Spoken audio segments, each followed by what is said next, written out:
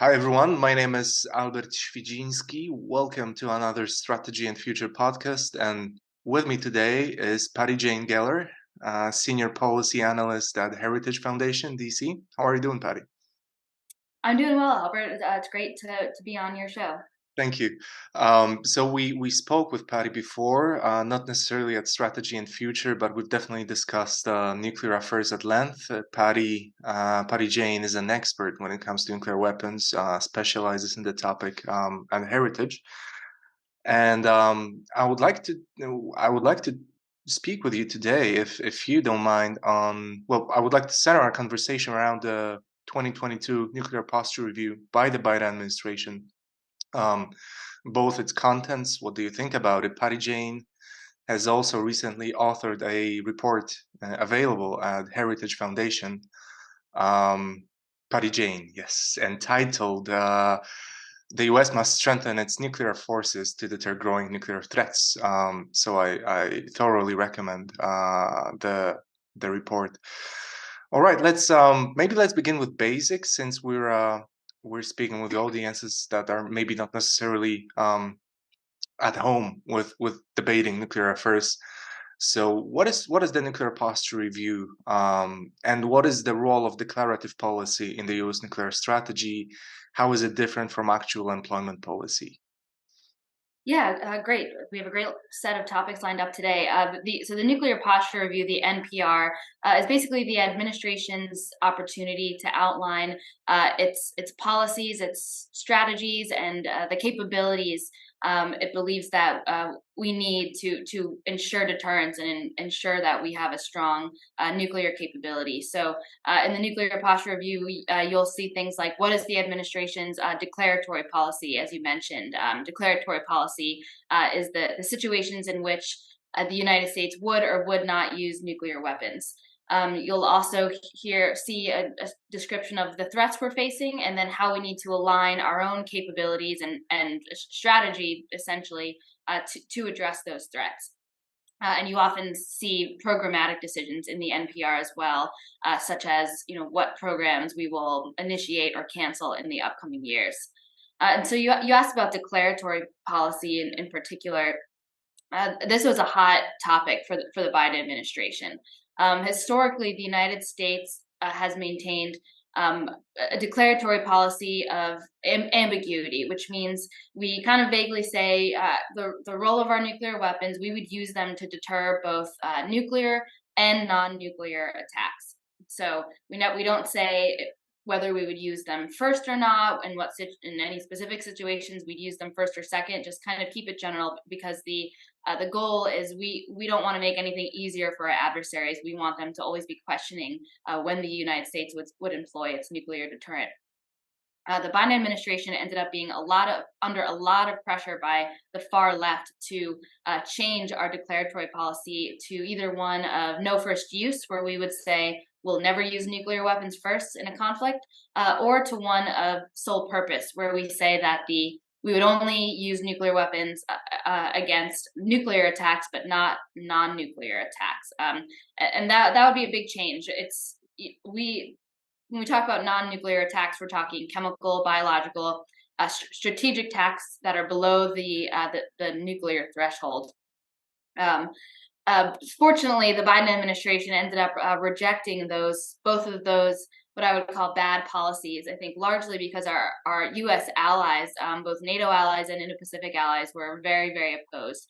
So declaratory policy, fortunately, remained mostly the same as it has been in this nuclear posture review.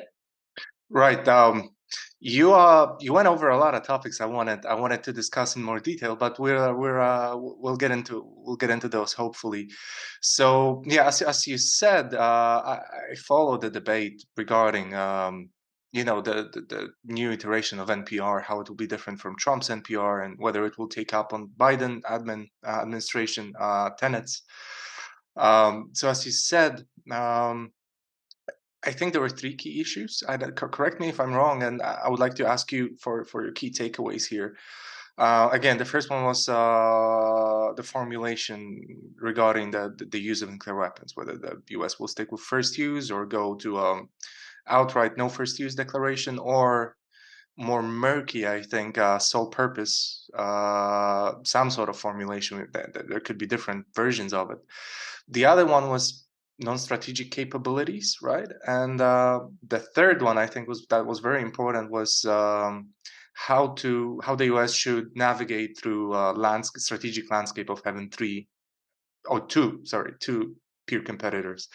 So maybe let's begin with if we could get into more detail regarding the declarative policy and the first use that the US has, and the either no first use, which is, and sole purpose, because I think those aren't necessarily equivalent to one another, right? One is very clear, the other one is more murky.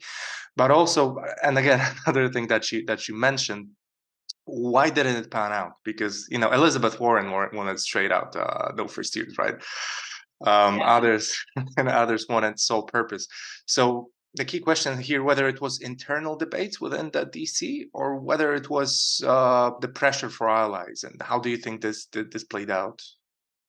Yeah, sure. So, yeah, well, let me start with some background. So, uh, in 2010, the Obama administration published its nuclear posture review, and they went through the same debate back then about a policy of no first use or sole purpose.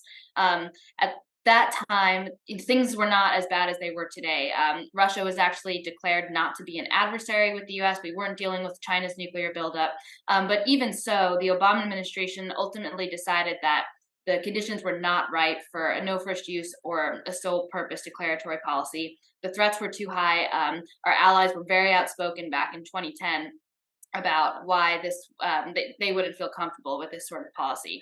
So I was honestly kind of shocked to see such a strong debate by within the Biden administration by members of Congress to push for a policy that would weaken our own nuclear declaratory policy as the threats are just getting worse and worse. And again, you heard from our allies that this would not make them feel comfortable. And I think the reason for this, that our allies were so worried, is because our allies are on the front lines of a conflict with Russia and China. We talk about the conflict in Ukraine spilling over into NATO states. Russia probably wouldn't use chem bio weapons against the U.S. If they were to use those weapons, it would probably be against a neighboring country like Poland. So if the United States were to suddenly say, sorry, we would never use nuclear weapons in the case of a massive chemical weapons attack on Poland or another Baltic state, those countries would surely be worried. So I think there was a big push from allies, and then ultimately, I think there was just kind of no denying that this is not the right time to do anything that would weaken our declaratory policy. If we were to say, "Hey, Russia and China, we promise we'll never use nuclear weapons first.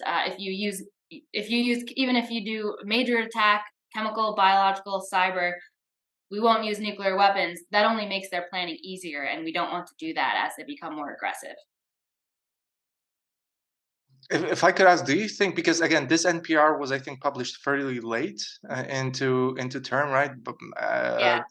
Trump was earlier. I think the original version was presented to Congress beforehand, right? Is that correct, right? Right. The NPR was the classified version of the NPR was presented to Congress. I want to say earlier in 2022, and then it was months and months later that the NPR was released to the public. And I think this is another failure on the Biden administration's part. It's 2 years into his presidency, and we're just getting a nuclear strategy. But do you think the Biden administration might have pulled the trigger on reformulating the policy had there been no war in Ukraine? Do you think that would have happened? That they would have changed the policy. Or that they would have went for, yeah, no first use or sole purpose? Oh, no, I don't. I'm pretty sure that the NPR was actually completed before the invasion of Ukraine, and then the invasion of Ukraine happened, and the Biden administration had to edit uh, its other strategies, such as the national security strategy and the national defense strategy. So I think it was Okay. completed before the war. Yeah. So that's an interesting data point. So it was not related, sticking to the the existing policy was not directly related to Ukraine. That's reassuring in a way. That's good to know. Yeah. All right. So again, circling back to no first use and sole purpose, do you see both of those as equally? Because again, we don't know what it doesn't look like the strategic environment will improve to the extent that the US could seriously consider this. But it would be interesting to know, do you consider both of those as equally damaging, or do you see one as less damaging as the other? Or even not necessarily, because as we know, the actual employment probably is, we know it for a fact, it could be much different from declaratory policy. Mhm. But do you see possible formulations of, for example, sole purpose that would be acceptable from your perspective when it comes to reassurance and deterrence, or is it just a bad idea altogether? I think they're both bad ideas altogether. I don't see any significant difference between the two. I think it's the same way of saying that we won't use our nuclear weapons first, or we won't use them against any other threat that's not nuclear. And I think as the threats worsen, any attempt to weaken our declaratory policy is damaging. Why would we do that when Russia and China? I mean, Russia is so blatantly threatening to use its own nuclear weapons first.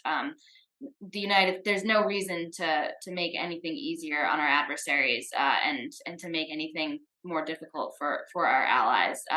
The policy we have right now, it works. I think there was a great line. I think it was the Estonian, maybe defense minister, who was saying, if it's not broke, don't fix it. Don't quote him on that, because I might be misremembering. But um, yeah, I think the policy ought to remain as is, because there's power in ambiguity. We need our adversaries to be, second guessing its decisions to escalate a conflict all the time, questioning the power of the U.S. nuclear deterrent. Right. Okay, so now again, I think the NPR still presented Russia as a pacing threat, but pointed out very quickly growing Chinese capabilities. I think they revised some numbers, but we'll get to China in a moment. I wanted to begin with topic closest to my heart, which is of course Russia. Do you Right. see an attitude change in this iteration of NPR as opposed to the previous one? Do you see a different approach of sorts? I know both mentioned escalate to de-escalate, but Trump's was very rich when it comes to that, while Biden's really isn't. I think that's my impression. What's yours? Mhm. What do you think about it? So the reason that I thought the nuclear posture review didn't make a lot of sense is because I do think the Biden administration did a really good job outlining the threats. We'll get to China, but in terms of Russia, the NPR had a good description of Russia's threat to use nuclear weapons over the war in Ukraine, and also the growing threat of limited nuclear employment. I don't know if it. I don't know how much it got into escalate to de-escalate that strategy, but I think it made very clear that the threat of a limited use of nuclear weapons by Russia is a serious issue, and it's something we have to worry about. But then the Biden administration goes and cancels nuclear capabilities that were proposed for the very purpose of deterring this sort of nuclear threat. I'm sure we'll get into this. I'm talking about the SLICM-N, the nuclear sea-launched cruise missile. This was a weapon that was proposed back in 2018 for the purpose of deterring Russia's limited nuclear threat, which is the very problem we're worried about today. Then this year's NPR claims that we don't need the SLICM-N because we no longer have it's a capability identified that's no longer needed to meet our deterrence requirements. And to me, there's a disconnect there. Russia is only the Russia threat is only growing. We're learning more about Russia's threats to use limited nuclear weapons. If that's the case, why are our deterrence requirements decreasing? I would think that the need for the SLICM-N would only grow. Right. Exactly. Yeah. I wanted to circle back to this both on like an administrative level. Whether do you think that will maybe let's begin with that. Do you think Silicon Man will get cancelled, or will Congress keep it afloat? Congress seems intent to keep it afloat. So we just got the final text of the National Defense Authorization Act. That's the defense policy bill. It's the only bill in Congress that actually gets passed into law each year. I think it's the 63rd year in a row. And led by Democrats, this bill included funding for the SLICM-N and reversal of the Biden administration's decision. So we still have to get appropriations money for the SLICM-N, which we're waiting to. We should be seeing hopefully any moment now. But it's Congress has voted already to keep the Slickaman as a matter of policy, and I think that's just another sign that the Biden administration's decision was purely based on politics, and that the right thing to do based on the threat environment to keep the U.S. safe is to move forward with this capability. Right. Right. So now, if we could get more into reasoning, why does the U.S. need Slick Command? I know the NPR pointed out that there is at least 2,000 Russian non-strategic nuclear warheads, Hmm. weapons, and it's a conservative estimate. It's a broadly accepted one, but I think it's very conservative, right? Yeah, Opposed I to think so. which the U.S. has around 100, I think, B-61, Right. right? So if you could get more into landscape of non-strategic nuclear weapons in Europe, and whether the US is at a disadvantage, why is it a problem? What the US is doing to ameliorate the situation? Yeah, there's a serious gap in non-strategic nuclear weapons, and non-strategic nuclear weapons. It's kind of a vague term, but when we say, we generally mean weapons that would be used on a battlefield, not the strategic weapons that would be used to strike each other's homeland. So ICBMs, for example, would be a strategic weapon.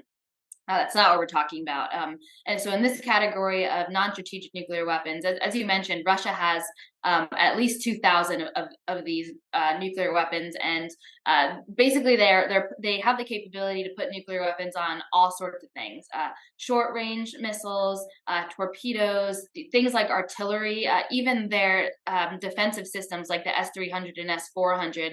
They can put nuclear weapons on those. And meanwhile, as you mentioned, the U.S. only has a very small number of B-61 gravity bombs deployed in Europe in this category.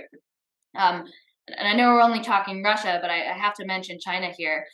In the Indo-Pacific, China deploys hundreds of dual-capable missiles, but the United States does not base any nuclear weapons in the region. So both Russia and China have advantages over the U.S. in non-strategic capabilities.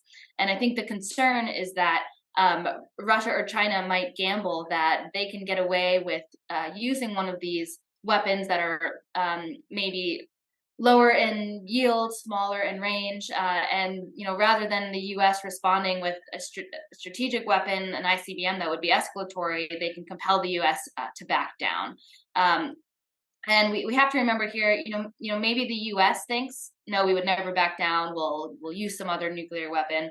It doesn't matter what the U.S. thinks. It's about what our adversaries perceive, and the fact that they're continuing to invest their money in these non-strategic capabilities tells us that they believe they are gaining an advantage. And so the United States has to respond not only to show our adversaries that if they pursue more advanced nuclear and more numerous nuclear capabilities, that there will be consequences, but that the U.S. does have a proportional response if Russia or China would resort to a limited nuclear strike. And it's also worth pointing out that I think it's fairly rare that you see current active duty officers of the United States military, like the Stratcom chief, right? Yeah. Uh, say that you do need slick command because otherwise you'll have credibility gap, right? And assurance and deterrence gap at the same time. And the administration's still going on against it. So is it common? Do you see this a lot? Yeah, I haven't seen it too often. This was a big deal. It was several of our senior military leaders, the Stratcom commander, as you mentioned, the chairman and vice chairman of the Joint Chiefs of Staff, the former UCOM commander. They all testified before Congress that we do need the SLCMN, and there would otherwise be a capability gap. Going against the Biden administration's decision, and to me that was further proof that the decision to cancel SLCMN was purely political. The beginning of the Biden administration's beginning of the administration, he said that he wanted to reduce the role of nuclear weapons in U.S. strategy. That would appease the far left disarmament crowd. And then we think that the cancellation of the SLCMN is the way of meeting that goal, because you haven't actually seen a substantive justification from the Biden administration on why we don't need this for national security, why this is a decision that keeps us safer. Um, so when you see all these military commanders saying we need this capability, I think that shows that it's an important um, weapon to pursue. You've also in your essay, your report, you've also made a compelling argument why numbers are important, right? Especially that the modified Trident with W6076-2 warhead. There is only like 20 or 25 of those, right? So this doesn't really ensure the US to the extent that it should be, right? Right. One thing the Biden NPR said was that, well, the W76-2, now that we have that, then maybe we don't need the SLCM-N. The W76-2 was, all we did was modify a handful of warheads deployed on our strategic submarines to have a lower yield, to try and give us a bit more of a proportional capability against our adversaries' non-strategic nuclear weapons. But yeah, as you said, we didn't actually change the number of our deployed nuclear weapons with Mm. the W76-2. We just modified a handful of existing ones. So yes, this was an important capability. I'm glad we did it, but it does nothing to address the pure numeric disparity between the U.S. and its adversaries in terms of non-strategic nuclear weapons. And another, it might be a tricky one, but would you add some other capabilities to the US Arsenal? For example, Glickem, like if we're going back to the good old days, which I Yeah, don't think either of us remembers, but Glickem is a ground launch cruise missile, right? They always had those back in the 80s, as a response to SS-20 deployments, right, by the Soviet. right. So do you see this as a as much of a deterrence as well as reassurance option? I mean, it's clearly not going to be implemented by the US, but do you think it would improve the safety in Europe or stability? Yeah, I do, and I think this is another reason why SLCM-N is such a good idea. It allows us to deploy nuclear missiles near our allies, in European or Indo-Pacific seas, without actually having to deal with basing agreements. You mentioned the Glickem. I do think in an ideal world that would be something we'd want to consider bringing back, but it's so politically difficult to actually deploy nuclear weapons on another country's land. We don't remember, but we've read about how when we deployed the Pershing missile, that was such a huge fight to actually deploy them, and Soviet propaganda was and disinformation was super high to encourage us not to do that. But yes, I do think actually deploying nuclear weapons, whether based on land or based on sea, in or near a theater of conflict, would send a strong signal to our adversaries that if they were to use a nuclear weapon, we've got ours right here. It would be a bad idea. And like you said, I think it would assure our allies because it's the presence of nuclear weapons. I think has the visibility. I think has an assuring effect. What do you think as representative of U.S. ally? Sure. I mean, look, our own president, I'm surprised he did say that. I really wasn't expecting he would, and I'm not sure if that was pre-planned, strategic communication on his behalf. But he did point out that he would like to begin, a conversation with the U.S. regarding Poland potentially joining the NATO nuclear sharing, right? Which I don't think the US was all too happy about this. I don't think the Mhm. US wants to do this, quite frankly, and I don't blame the US for it. I don't think any administration would be too happy about it, simply because it's a risky call to take. I mean, I would be delighted.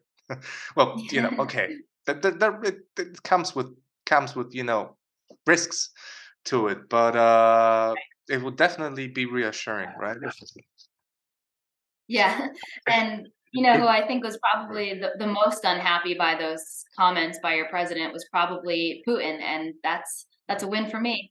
But I absolutely agree. But look, I also don't think Germans will too thrilled about it either. I also Yeah. don't want to see this. But it's interesting you mentioned this, especially when you spoke about Slickum and the ability. That they're obviously seaborne, right? They're based on ships, well, submarines, I presume. But it's interesting because you get more and more of those more or less formal statements, right? Like the Polish president, but also I think there was some verbiage suggesting that South Koreans could also be interested in this, right? And the US Right. pointing out that it's ready to at least, I'm not, I don't remember the exact phrase, but so correct me if I'm wrong, but basically it was something to the effect that the US would be willing to deploy ships. It wasn't stated like that, but deploy ships that would be armed with nuclear weapons, right?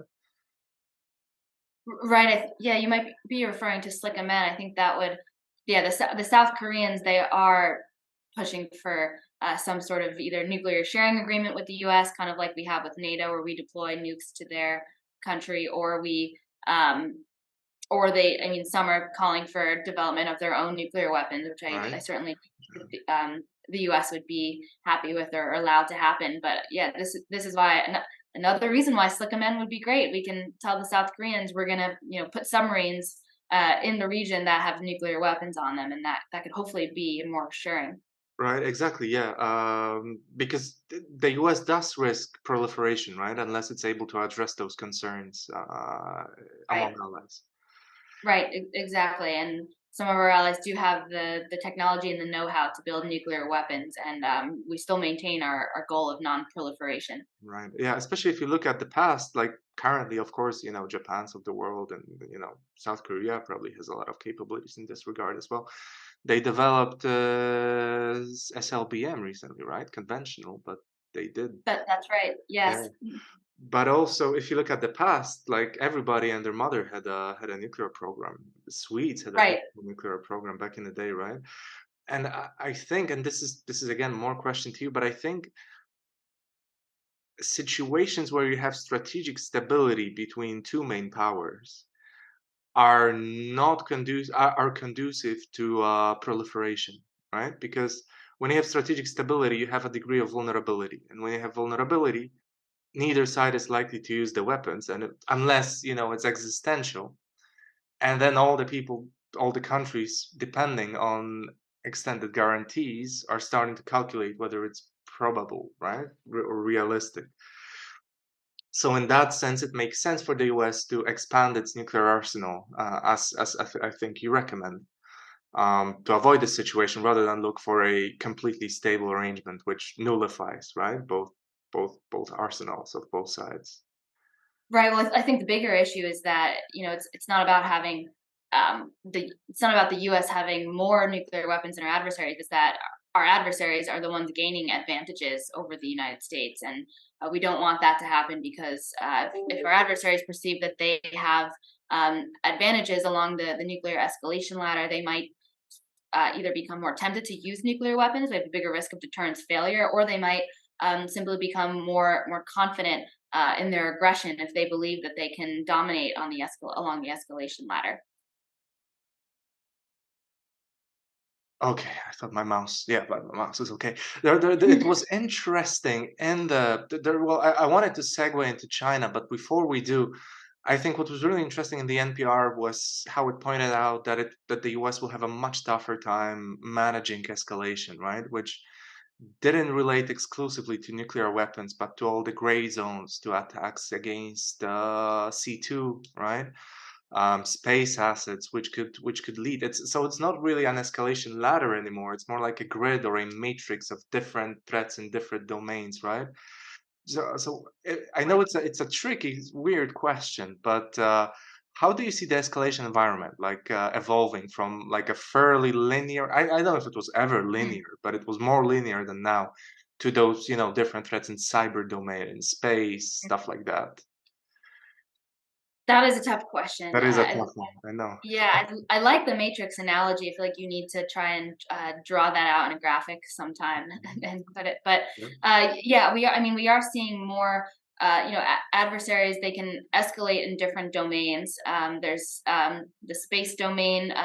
Russia and China have turned it into a war fighting domain. Mhm. Cyber domain, of course, you mentioned. Um, and then nuclear, I think nuclear weapons have an impact even on conventional fighting and what happens in the space and cyber domains, and that's because nuclear weapons are a backstop to any country's conventional capabilities.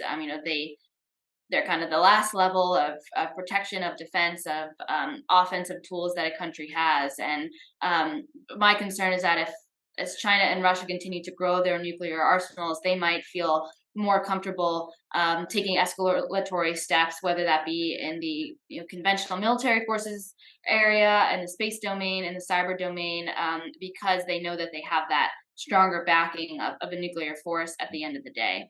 Um, so yeah, I think I guess my answer is there's certainly more avenues and options in which a country can escalate, but ultimately we'll still see kind of we might still see the escalation ladder that's driven by how much an adversary thinks that it can win at each sort of step that they take.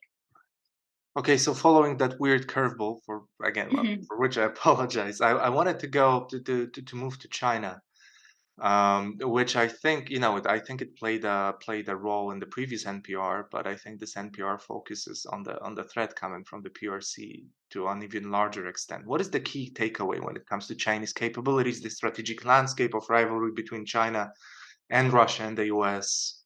How does it look in the most recent NPR? Yeah, so to understand the growing Chinese threat and the implications, I want to talk quickly about the current U.S. nuclear arsenal, and this is I think help explains kind of a lot of what's going on.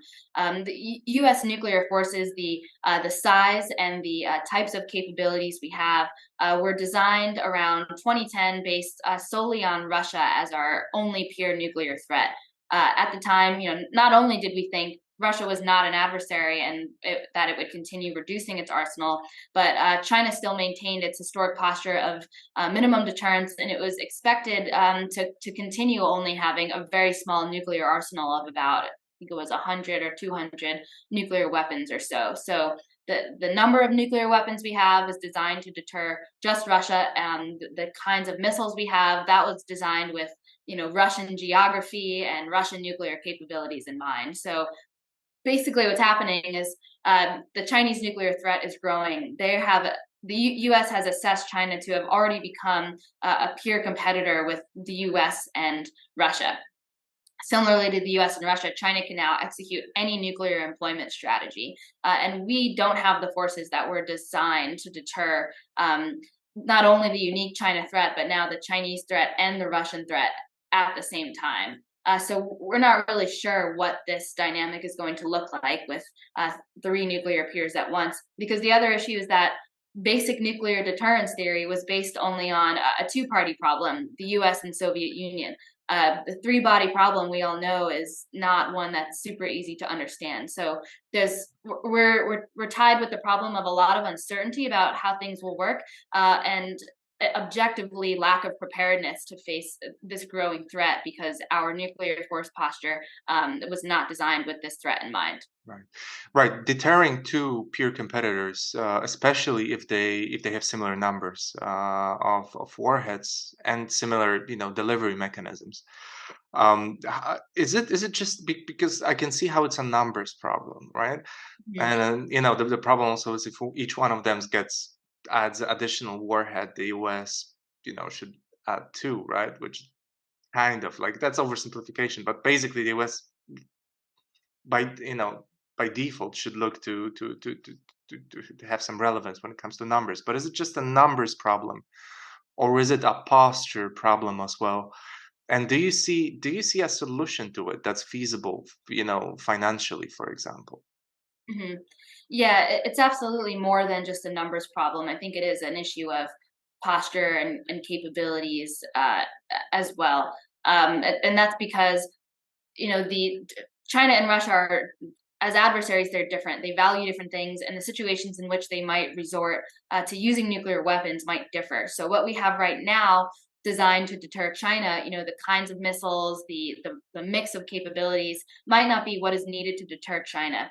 I think the clear example of that is the disparity of nuclear weapons in the Indo-Pacific, with China deploying hundreds of dual capable weapons capable of striking out to the second island chain, to the U.S. territory of Guam, where the U.S. has no nuclear weapons deployed there. So we might need to figure out what capabilities would deter China from launching its its DF-21 missile at Guam, for example, what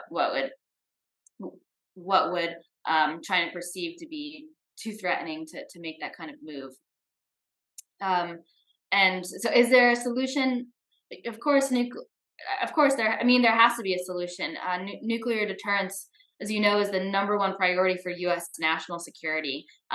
Surely, they're expensive. All of our defense capabilities are expensive, really. But we, if nuclear deterrence is our number one priority, then if we're building a budget, that's what has to go in first. We can't say if there's extra money, we can save that for nuclear weapons. This has to be the number one thing. And of course, we don't want to break the bank, but the United States needs to figure out what missiles it needs and what number of weapons it needs, and the most cost effective way possible we can ensure strong deterrence.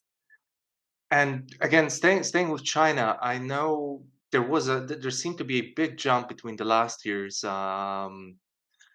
Actually, I'm not talking about NPR here. I'm talking about the DoD report about Chinese Mhm. capabilities, right? And Right, I think the last year's didn't state the number that the current year report did, which is 400 now available deployed warheads, right? right, And then headed to 1,000 by 2030, and right. 1,500 by 2035. Do you and I was also scrolling through, which I do regularly, of course, but I was scrolling through your Twitter page and I saw a I letter by noticed. congressman stating that the Chinese capabilities might be underestimated by the US right now. So, Right. what do you think is the state of Chinese nuclear weapons program and its enlargement? Is the assumption in the letter correct? How does it look in your opinion? Yeah, I think China's nuclear arsenal is probably growing faster than we think or than we know. Admiral Richard, the commander of U.S. Strategic Command, made a great comment last year. He said that he tells his staff whatever the intelligence community estimates the time it takes for China to grow its arsenal, divide it by two or by four that time, and you'll become closer. And that's because just the sheer rate at which China is going. The 2020 DoD military power report estimated that China would double its nuclear arsenal of about 200 weapons by the end of the decade. And then, as you mentioned, we learned in this year's report that it was able to do so in just 2 years. Um, and this report, it's not. I don't think the data was as current as yesterday because it took a while to write this report. It was based on, I think, the year 2021. So there could have totally possible that that number could have grown even since the report was written. Um, I'll explain the letter that you mentioned. So, U.S. Strategic Command is required by law to notify Congress if China surpasses the United States in one of three categories, either in a total deployed warhead count, in a number of deployed ICBMs, or in the number of warheads on the deployed ICBMs. So Stratcom sent one of these notifications to Congress. It was classified, so we don't know which area China surpassed us in, but we know for sure that China has surpassed the United States in one of these areas, um, which tells you that they are continuing to grow their arsenal and that they're going really fast. It's worth mentioning the report said it might have 1,000 nuclear warheads by the end of the decade and maybe 1,500 by 2035. But those numbers rest on two assumptions. One, that intelligence estimates won't change again. I mentioned they already changed dramatically in the last 2 years. And the second assumption that China will actually stop building once it hits 1,500 nuclear weapons. And the report discusses China's plutonium production capabilities that would allow it to continue producing beyond then. So honestly, I think that 1,500 nuclear warheads by 2025 is an unlikely best case scenario right now. Wow. So when it comes to does it tell you, does it mean that you're skeptical when it comes to Chinese declaratory policy? Because again, China right now is the only country in the world, right, that has a explicit no first use. India has one as well, but they really add asterisks over there when it comes to, chemical biological attacks, right? And that they keep adding those. Do you think that means China is not really staying true to its declaratory policy, or is it looking to change it, or is it just a security policy when it comes to the PRC? So I'll quote U.S. Stratcom Commander Admiral Richard. A couple of years ago, he said, "We can drive a truck through China's no first use policy." I think it means absolutely nothing. Its nuclear capabilities and its actions do not align with that policy at all. And China is actually actively developing capabilities that would be suitable for a first strike sneak attack. For example, the FOBS demonstration, the fractional orbital bombardment system, that was a weapon China tested last year that orbited the globe before releasing a hypersonic missile at its target. That sort of weapon would be able to avoid U.S. Early warning systems able to detect and track that missile, which means it would be perfect for a surprise Wow. attack on the U.S. And that doesn't sound like no first use policy Right. to me. The entire NORAD, right, loses its purpose to an extent, right? With that, if you don't need to go over the North Pole, right, when it comes to trajectories, and FOBS allows you to do a southbound attack. Okay, so now final question. I know we're slowly running out of time, but I wanted to ask you more specifically about your report in which you presented some of your own ideas or propositions how to strengthen the deterrence, the U.S. deterrence. You mentioned things such as, the problem of Colombia vis-a-vis Ohio class SSBN, right? You mentioned uploading, which was very interesting when it comes to the Minuteman 3. So, what would be if you were in charge, what would be the changes? How would you change? Because I think this NPR, correct me if I'm wrong, but it was sort of a rotten compromise. It wasn't as bad as some thought. It wasn't as good as we wish it would be, but it wasn't. It was somewhere in between. So, if you were in charge, what would you do? What would be your key policy recommendations when it comes to deterrence? Yeah, great question. So the unfortunate part is the United States doesn't have a lot of great, easy options for strengthening our nuclear deterrence because we've made a lot of decisions in the past that have left us with not a strong uh, infrastructure to produce new capabilities. We're actually the only nuclear weapon state that does not have the ability to build nuclear weapons. And we're working on restoring that capability, but we might not have it until 2032 at the earliest. You So mentioned based on plutonium pits, right? I'm sorry for interrupting. You mentioned plutonium pits, how they're produced until 1989, right? Could you tell us more about this? Yeah. So plutonium pits make up the core of any nuclear weapon. It's the nuclear material that they need. And yeah, like you mentioned, the United States after the Cold War gave up its capabilities to produce plutonium pits. And the issue is that plutonium is subject to aging effects. We don't know exactly how much or how old they need to be, but all of our nuclear weapons have been around since the Cold War. So it's possible that the plutonium just simply might stop working. We might not get a nuclear explosion in the next couple of decades. Um, so we're working on the ability to produce plutonium pits again, but the purpose is really only to replace all of the existing nuclear warheads. It'll be quite a while before we actually have enough plutonium pits to build new warheads. So that's going to leave us, I think, in a tough position. Come 2035 when China is producing new warheads, adding to its arsenal, and the United States is still trying to make sure its current nuclear warheads are up to date. So one of my recommendations in my report was to do anything we can to speed up plutonium pit production. I'm not sure how easy that would be, but there are always ways to speed these things up. Um, I also recommend, well, surprise, surprise, accelerating development of the SLICM-N. Congress put a small amount of money to this program this year that would just kind of keep it on life support, but I think we have to get that done as quickly as possible. Um, I would recommend trying to prepare to upload more nuclear weapons on the platforms we do have. Could you explain in more detail, like, basic explanation of what uploading is, both when it comes to SLBMs and ICBMs? Yeah, sure. So the United States does have a number of warheads currently held in reserve, and we have extra room on some of our missiles. Our ICBMs, right now, they're only armed with one nuclear warhead, but some of them can actually fit up to three. Same with our SLBMs, the ones on our submarines. They can hold a number of warheads each, and they're not completely filled up right now.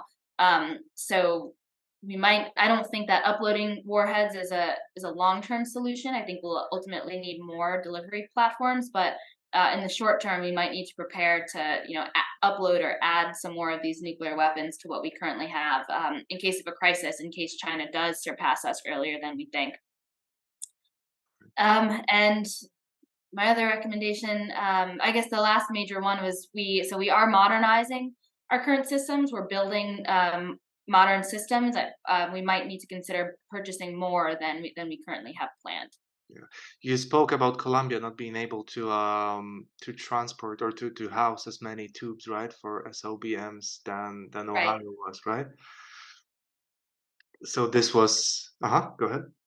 Right. Yeah. The Columbia class submarine was designed to be able to have less firing capacity to hold fewer SLBMs than our current Ohio class SSBNs. And when they made that decision back in the day, it was in the context of, well, the threat environment isn't worsening, at least at this time. So that's an example. Our new submarines will actually have less firing capacity. So that's another reason why we might need to consider buying more than currently planned. Okay, and the absolute final question, given the current climate and how the future seems to be shaping up, do you think in 2026, once the New START treaty extension runs out, the US should angle towards replacing with a new arms limitation treaty? Or assuming that Russia retains its posture and China retains its posture, should it just stop, you know, s- s- stop, it's sort of maybe not wishful thinking, but this attitude it Mhm. currently has when it comes to arms limitation. Yes, I think it is important to try to push Russia and China on arms control negotiations. I believe an arms control agreement can be a useful tool for strategic stability, for deterrence, but only so long as that agreement is within the interest of the United States and its allies. What we should not do is try to pursue an arms control agreement as an end in itself, as if that's the main objective here, because the main objective isn't arms control. It needs to be strong nuclear deterrence and preserving U.S. and allied national interests. And we should pursue arms control as a way to do that. But I think the U.S. will also need to be prepared to compete if our adversaries continue refusing to negotiate a fair agreement. Right. Also, fun fact, just to mention, there were no nuclear sites inspection that were mandated by New START since 2020, since beginning of COVID. And Right. one of those happened. And also, the Russians suggested that they actually kind of implicitly admitted to violating New START over air-launched cruise missile. But that's another story. Okay, Patty Jane, I know you have to run. So again, thank you so much for being with us today. I'm sure we'll have plenty of more topics to discuss in the near future. So again, thank you for being today All here right. with us. Yeah. Thanks so much, Albert. This has been a fun conversation. Absolutely. Thank you.